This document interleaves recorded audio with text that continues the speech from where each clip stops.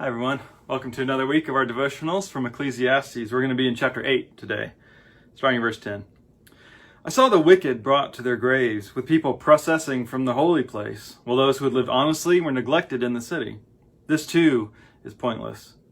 The condemnation for wicked acts isn't carried out quickly. That's why people dare to do evil. Wrongdoers may commit 100 crimes but still live long lives. But I also know that it will go well for those who fear God, for those who are reverent before God. But it will not go well for the wicked.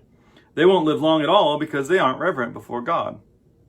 Here's another thing that happens on earth that is pointless. The righteous get what the wicked deserve, and the wicked get what the righteous deserve. I say that this too is pointless. Going down to the last verse. I observed all the work of God, that no one can grasp what happens under the sun. Those who strive to know it can't grasp it. Even the wise who are set on knowing it aren't able to grasp it. So there's a question here that I think he's already raised before of why don't people get what they deserve, right? Why do people who do the right things sometimes suffer for it? Why do people who do the wrong things get away with it? And even the example he uses here, I think he's talking about someone who dies and he gets to get buried in church and everybody says nice things about him, but good people are in the city suffering. And he points out that one of the reasons it's the problem is if there's no consequences, then people just keep doing the things they're doing, right? They'll keep doing these evil things if they don't get punished or see any consequences. And that's important to us, right? This idea of justice, that if you do something wrong, then there should be consequences, right? The idea of karma.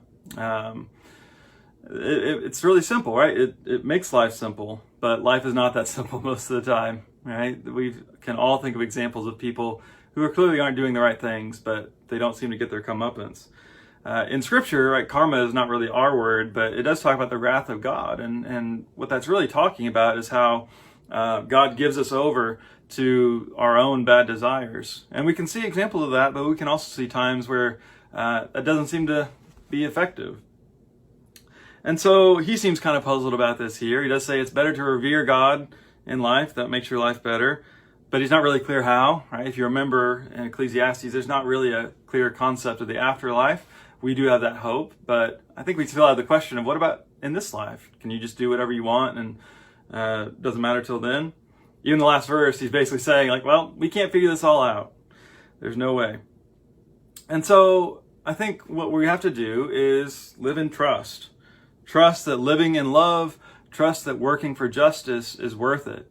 You may not see the results. I may not see them in your lifetime. You may not be aware of what doing the right thing does.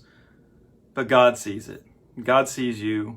And so even just for its own sake, doing the good things, to love our neighbor, that's what God calls us to, and it does make our life better.